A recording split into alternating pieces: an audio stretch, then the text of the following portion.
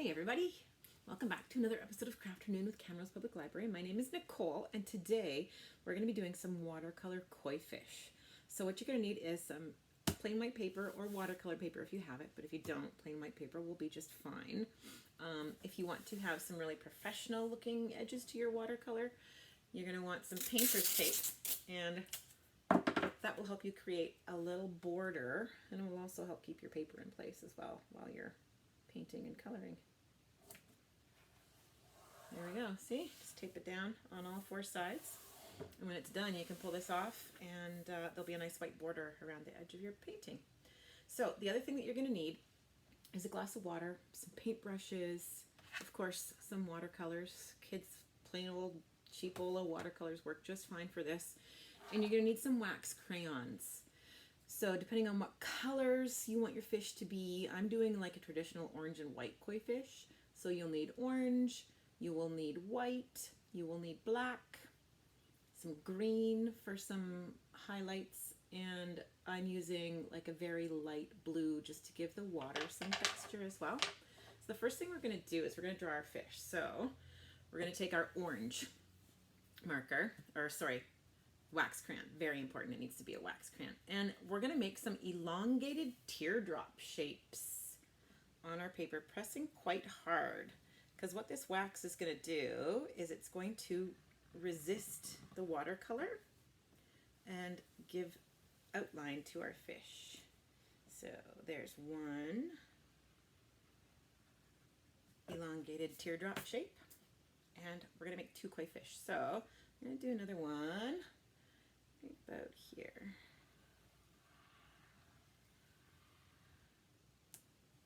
I'm just going to go over it twice so that there's enough wax here to resist the watercolor.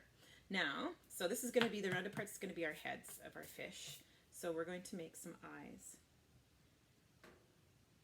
Just circles, half circles on either side of your fish's head.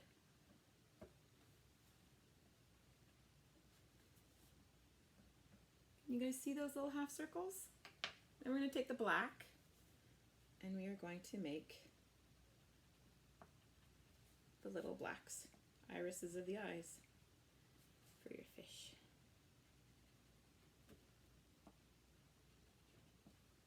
So back to the orange. Our fish needs some tails and some fins. So we're going to make almost like little leaf shapes at the ends of their tails. And then those need some details, so we can put some lines in them with the orange. Just like that. I hope you guys can see this well enough.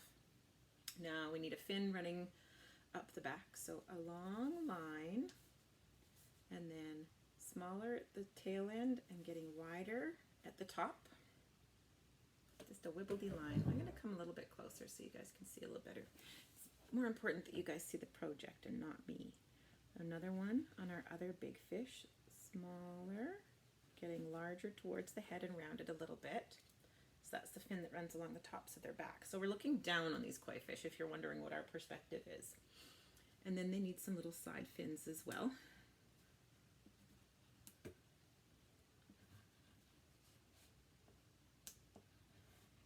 There.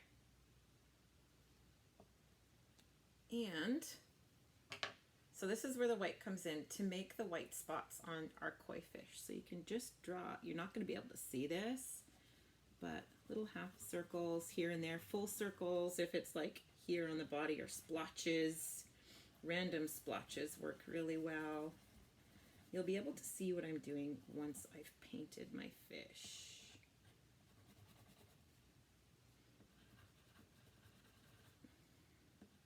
One more for you. Some for this guy. Oh, I broke my crayon. Oh, sadness. There's no going back now. I just have to work with a broken crayon. And a weird splotch right here. Something around the eye, maybe. And you want to fill the splotches that you make in quite well as you can with the white marker. Another one right here, and right there. There. I think that's as many splotches as I want. So now, before we paint, we need to use our blue. You could also use white for this. And, oh no, we're gonna start with the green first. We need some greenery under the water here. So you can just draw some vines and some seaweed leaves and color them in. Maybe a nice big long one here in between, branching off, some leaves all the way down. I think I need another one going this way. There, we have some greenery. Okay, we're done with the crayons. Now we start in on the paint. So I think I'm going to start with my blue, doing the ocean. So when you're doing watercolors over a giant portion of paper, you can have your watercolors quite watery, and if you need more, if you need it to spread further, if it's too dark, you just add more water. Oh, we didn't do the white. My bad. Little bubbles and waves. Bubbles and waves where the water is going to be. As many or as few as you want. There we go. And now you want to paint just up to that orange line when you're doing the blue. See how that water or that crayon is resisting the paint? Go back for more and just paint all around the outside of your fish. I love watercolors.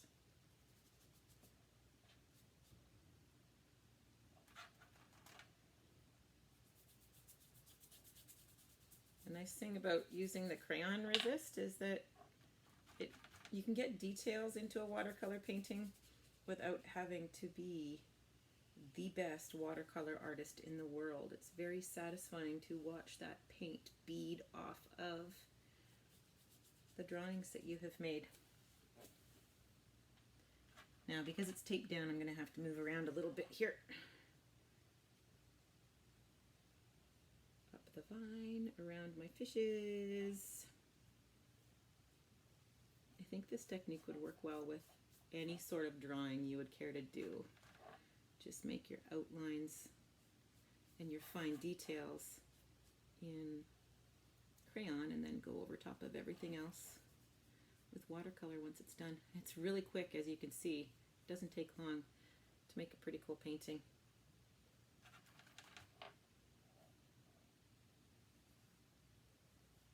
And like I said, with watercolors, if you find your colors are too dark in places, just add a little water to your brush and you can drag it through that dark color and spread it further so that it's not so concentrated in that one spot. See how I'm pulling that one down? Now up the side, I need more water. We're almost done our water here. That's how quick this is.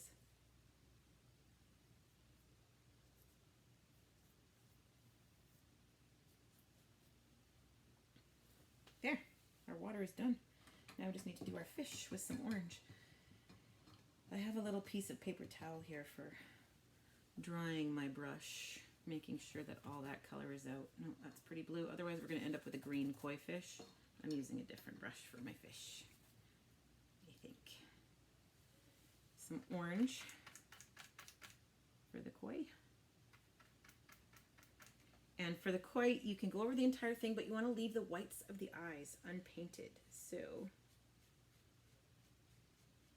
if you would like to go over the whole thing, just color those whites of the eyes with the white marker. That would work too.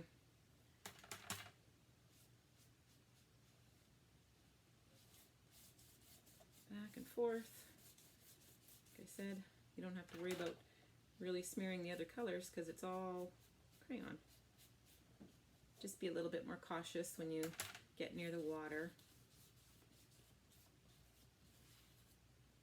And you can make it as dark or as light as you like. You probably want to keep it a little bit lighter than the color of crayon that you used to draw the fish just so that you can see those details once it's all painted.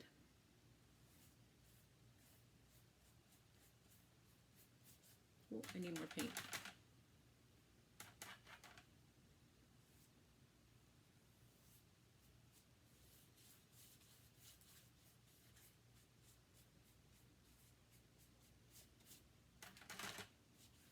More paint still.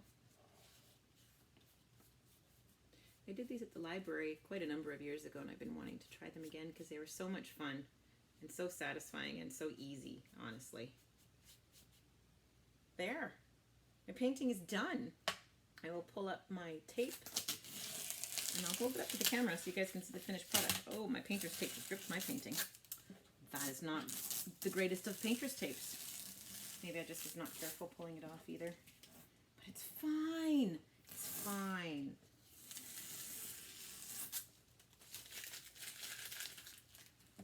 There we go. A really cool water resist watercolor painting. Sorry, crayon resist watercolor painting. Thanks guys for joining me today for Craft Noon. Hopefully we'll see you again next week. Next week is Pride Week in the city of Camrose, so I think we will do something rainbowish next week. Thanks guys, and have a great day. Bye.